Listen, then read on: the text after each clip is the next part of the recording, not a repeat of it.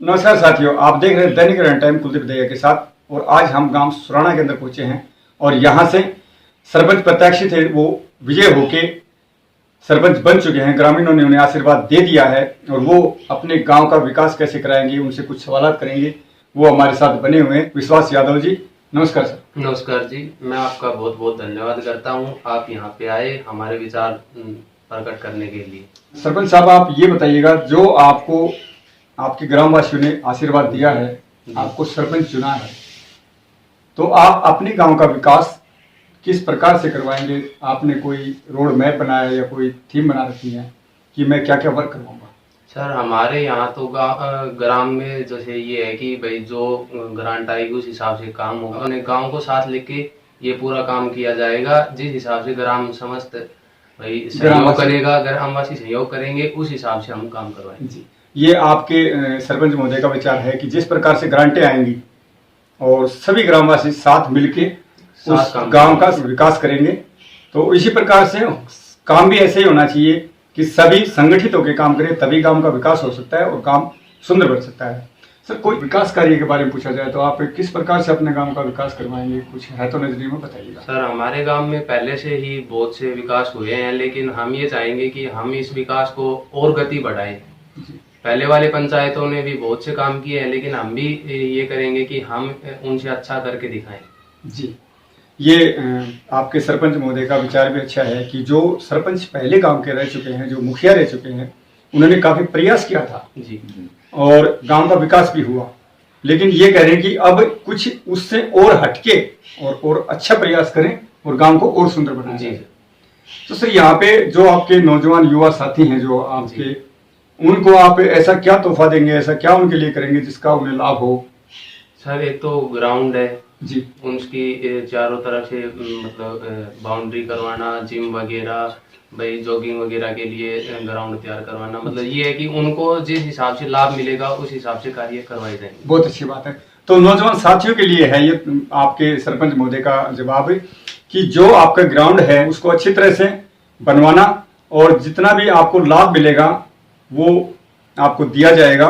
इसके अलावा खेल में हो गया, पढ़ाई में हो गया, हर चीज में हम उनका साथ देंगे। स्पोर्ट, खेल में, पढ़ाई में, हर तरह से आपको सपोर्ट मिलेगी आपके ग्राम पंचायत की तरफ से और आपके सरपंच महोदय की तरफ से, जो हर समय नौजवान साथियों के साथ खड़े रहेंगे। आपके गांव का जो भी काम होगा या विकास होगा उसके अंदर आपकी पूरी सपोर्ट होगी जी। तो सर, जो आपने ग्राउंड के बारे में बताया, अभी ग्राउंड आप कैसा बना हुआ है, उसके अंदर कंडीशन क्या है उसकी?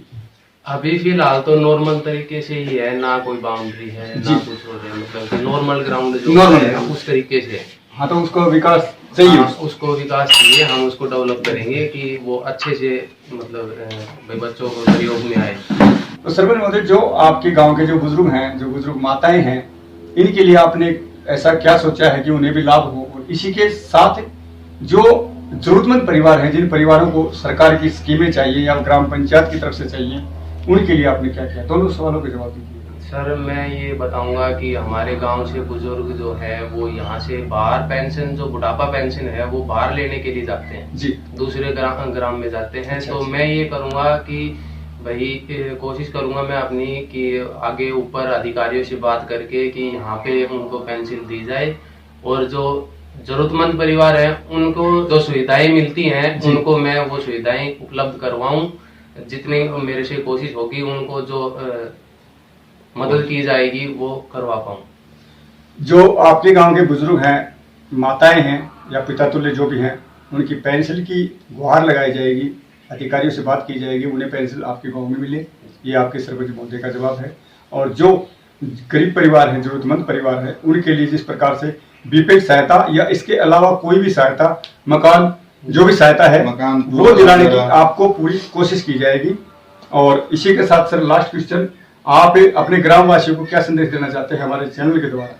सर, मैं ग्राम का बहुत बहुत धन्यवाद करता हूं कि मुझे इस सरपंच पद के नियुक्त समझा। मैं इस ग्राम का बहुत विकास करूंगा।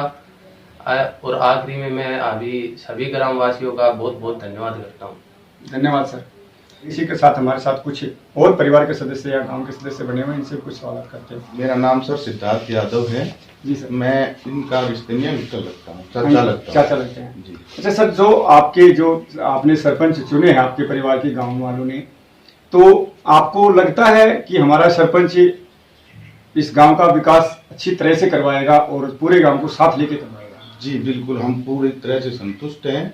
गांव से हम बहुत अच्छे से मिलजुल करके सबसे सलाह मशवरा करके तभी कोई काम आगे बढ़ाएंगे। अगर गांव की नाराजगी के साथ हम कोई काम नहीं। सरपंच महोदय ने जो बताए हैं, जो वर्क कुछ गांव के जो करवाने हैं, विकास कार्य जो करवाने हैं, इनके द्वारा कोई काम रह गया हो तो आप बताइए, कोई ऐसा काम हो जो आप करवा सकते हैं? सर, हमारे गांव की सबसे मोटी 2 समस्याएं हैं। जी बताइएगा। सबसे पहली समस्या हमारे गांव की 12-13 एकड़ जमीन है जी, जिस पर किसी इंडिविजुअल आदमी का अवैध कब्जा है। जी। तो सबसे पहला मकसद तो हमारा उस जमीन को अपनी पंचायत के अंडर में लेके आना है और उसके द्वारा जो फंड हमें मिलेगा वो गांव के विकास कार्यों में, गांव के विकास। दूसरा है हमारे गांव को जैसे ही हम नेशनल हाईवे पे टच करते हैं जी सर, तो वहाँ हमें एक अंडरपास की जरूरत है सब जी, क्योंकि वहाँ 4-5 लोगों की डेथ हो चुकी है। जो हम भगवान की दया हमारे गांव के नहीं थे, लेकिन 4-5 लोगों की डेथ हो चुकी है वहाँ पर। और हाँ, कोई भी हो सर, मान लो हुई तो है। तो उसको अंडरपास के लिए हम आगे बढ़ेंगे प्रशासनिक तौर से, प्रशासन से मिल करके जी उसको करवाएंगे। और फिर एक तीसरा काम है, 9 एकड़ भूमि एक और है जी, जो गांव से बाहर के लोगों ने अपनी सहमति से ट्रस्ट बना करके जी, उस जमीन को भी ये समझो हमारे गांव को फायदे नहीं मिल रहे उसके, नहीं मिल रहा। हाँ, तो उसको हम ट्रस्ट हमारे गांव की समिति बनाई जाएगी जी, गांव के मेंबर लेंगे सभी जी, और उस जमीन को भी पंचायत के अंदर में लेंगे। जो सवाल हमने किए हैं उनका बखूबी से जवाब दिया है सरपंच महोदय के चाचा जी ने। और जो आपके गांव की जो भूमि है उस पे जो अवैध कब्जे हैं जी, जिस प्रकार से इन्होंने बताए हैं, उन अवैध कब्जों को हटवाने की पूरी कोशिश की जाएगी ताकि आपके गांव को और इस ग्राम पंचायत को लाभ मिले, जो वहां से जो इनकम इकट्ठी होती है और उस इनकम से भी आपके गांव के विकास में लगाया जाएगा। इसी के साथ हमारे पास एक बुजुर्ग बने हुए हैं, इनसे भी 2 बात करते हैं। नमस्कार बाबा। नमस्कार जी। बाबा क्या नाम है? रामनिवास है जी। रामनिवास। तो बाबा, जो आपने अभी सरपंच नियुक्त किया, आपने बेटे को आशीर्वाद दिया है, तो आपके लिए तो इन्होंने तोहफा अच्छा कर दिया। आप पेंसिल लेते हो? हाँ, पेंसिल। तो पेंसिल लेने आप बाहर जाते हैं? हाँ जी। तो आपके ये बेटे लगते हैं ना? हाँ। तो इन्होंने क्लियर बता दिया है कि आपकी पेंसिल की व्यवस्था आपके गांव के अंदर की जाएगी। हाँ, बहुत बढ़िया किया है। अच्छा किया ना? जैसे आप बाहर जाते थे, परेशान होते थे, पूरा दिन लगता था, पेंसिल मिलती या नहीं मिलती फिर जाती, तो उस समस्या का समाधान हो गया। हाँ जी। तो और भी कोई ऐसा आपको काम मान लो लगे जो जिससे आपको फायदा हो, आपके जो उम्र के जो साथी हैं उन्हें फायदा हो, तो आप अपने सरपंच महोदय को बता देंगे? हाँ जी, बता देंगे। हाँ जी, कोई बुजुर्ग आदमी उसके लिए कोई डिस्पेंसरी का भी कोई इंतजाम करवा दें सरपंच साहब को। हाँ, जिस चीज की आपको जरूरत लगे वो आप कह के करवा सकते हैं। हाँ जी, जरूर कह के करवा। जी धन्यवाद। तो जो भी समस्याएं हैं उनका अच्छी प्रकार से निवारण किया जाएगा और गांव के साथ मिलकर आपके सरपंच महोदय इस गांव को सुंदर गांव बनाएंगे। तो सहयोग के अंदर पूरा गांव सपोर्ट में खड़ा रहे और जो भी काम आपको करवाना हो सीधा आप सरपंच साहब से मिले या इनके परिवार से मिले, उस समस्या को सुना जाएगा और उसका निवारण किया जाएगा। इसी प्रकार की लेटेस्ट खबर देखने के लिए आप देखते रहना दैनिक हरियाणा टाइम्स, कुलदीप दहिया के साथ। जय हरियाणा, जय हरियाणा।